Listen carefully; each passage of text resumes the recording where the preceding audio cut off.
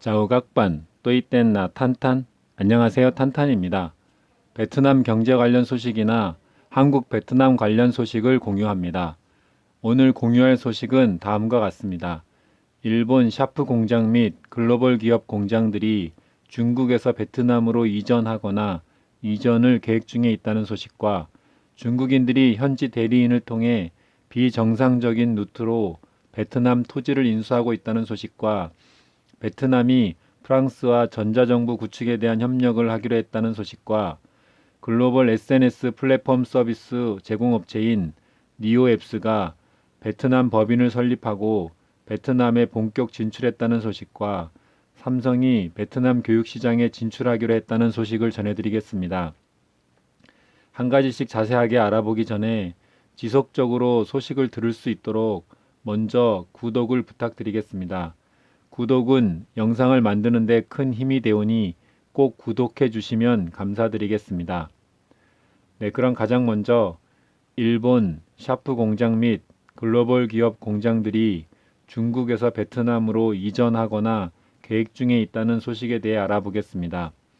일본 최대 전자제품 업체 샤프가 컴퓨터 생산 공장을 중국에서 베트남으로 전환할 계획이라고 일본 언론 매체 NHK가 보도했습니다.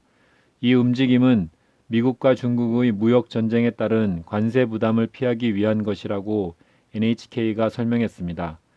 이 같은 변경 계획은 오는 10월 이후 진행될 예정이라고 합니다.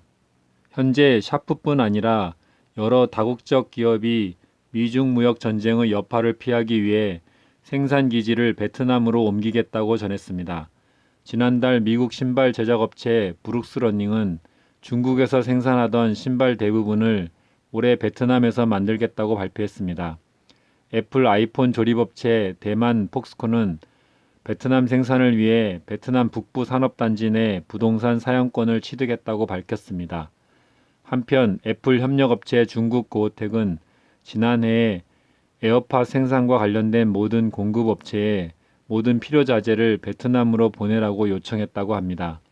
작년 12월 삼성전자는 베트남, 인도 등 저비용 국가에서의 생산에 주력하기 위해 중국에 있는 2개의 휴대전화 공장 중 한 곳을 폐쇄했습니다.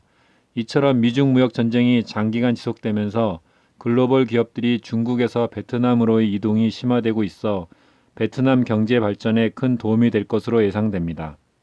네, 두 번째 소식은 중국인들이 현지 대리인을 통해 비정상적인 루트로 베트남 토지를 인수하고 있다는 소식에 대해 알아보겠습니다.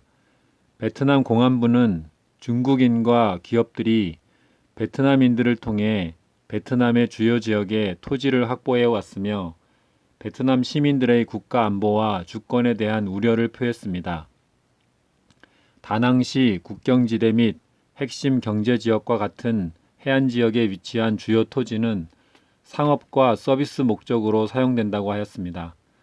또한 베트남에 입국하는 중국인의 수가 증가하고 있다며 그들은 지방 당국에 통보하지 않고 집을 구매하거나 임대하고 결혼을 했다고 합니다.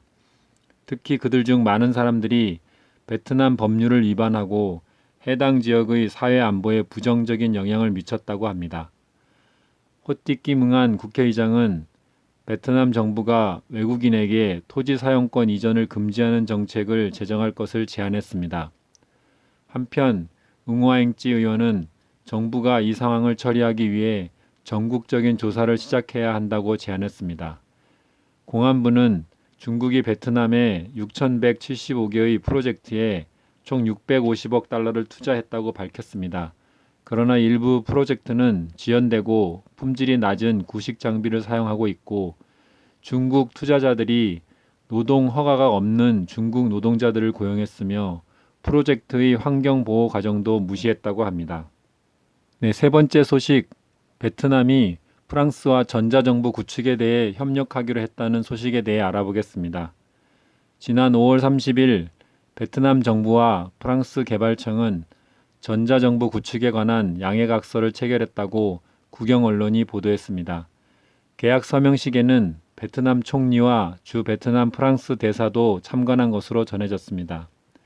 MOU에서 양국은 정부 기관 간 데이터 공유 및 데이터 보호, 통합 솔루션, 공공 서비스 국가 포털, 개인과 기업 식별 솔루션 등의 구축과 같은 우선순위 분야에서 협력할 것이라고 합니다. 장기적으로 정보 시스템 변경 지원, IT 인프라 시스템 구축, 사이버 정보 안전 보호, 디지털 정부 구축, 개방형 데이터와 같은 다른 분야에서 양측 협력은 더욱 활성화될 것이라고 합니다. 네 번째 소식, 니오앱스 베트남 법인 설립하고 베트남 본격 진출한다는 소식에 대해 알아보겠습니다. 글로벌 SNS 플랫폼 서비스 제공업체 니오앱스 맹정호 대표는 베트남 법인 설립을 완료하고 베트남 진출을 본격화한다고 밝혔습니다. 이번 베트남 진출과 함께 니오앱스는 니오 메신저 마케팅을 강화할 계획이라고 합니다.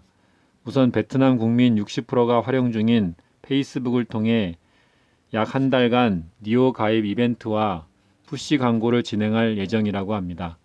가입자들 중 당첨을 통해 코인을 선물하는 프로모션도 진행할 계획이라고 합니다.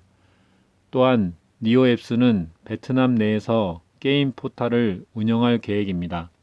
니오 플레이뿐만 아니라 베트남에서 운영 중인 여러 인기 게임들의 포털 사이트로 게임 머니를 니오 코인으로 환전하는 절차를 접목할 계획입니다. 니오앱스 관계자는 베트남은 남한 인구의 2배이고 국민 평균 연령이 30대인 젊고 액티브한 나라라며 니오의 유저 수 증가와 브랜드 가치 상승을 기반으로 여러 비즈니스를 진행할 계획이며 이를 통한 가치 상승을 도모할 것이라고 밝혔습니다. 마지막 5번째 소식은 삼성이 베트남 교육시장에 진출하기로 했다는 소식을 전해드리겠습니다. 베트남 교육기업 이그룹과 삼성전자는 6월 6일 교육 제품의 교차 판매 등의 첨단 교육 환경을 구축하고자 포괄적으로 협력하기로 했다고 국가 언론이 보도했습니다.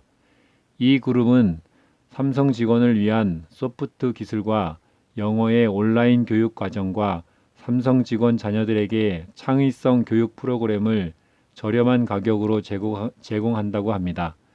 양사는 이번 협업으로 베트남에서 더 나은 교육 환경을 구축하는 데 기여할 것으로 기대됩니다. 베트남 전체 수출의 4분의 1을 차지해 경제의 한 축을 담당하고 있는 삼성전자가 교육까지 발을 넓히고 있다는 점에서도 의미가 있다고 할 수 있습니다. 이상으로 베트남 소식에 대해 알아보았습니다. 영상이 도움이 되셨다면 다음 영상 제작에 힘이 될 수 있도록 구독과 추천 꼭 부탁드리겠습니다. 그럼 저는 다음에 더 좋은 영상으로 찾아뵙도록 하겠습니다. 끝까지 시청해 주셔서 감사드립니다. Tạm biệt, hẹn gặp lại nhé. Cảm ơn rất nhiều.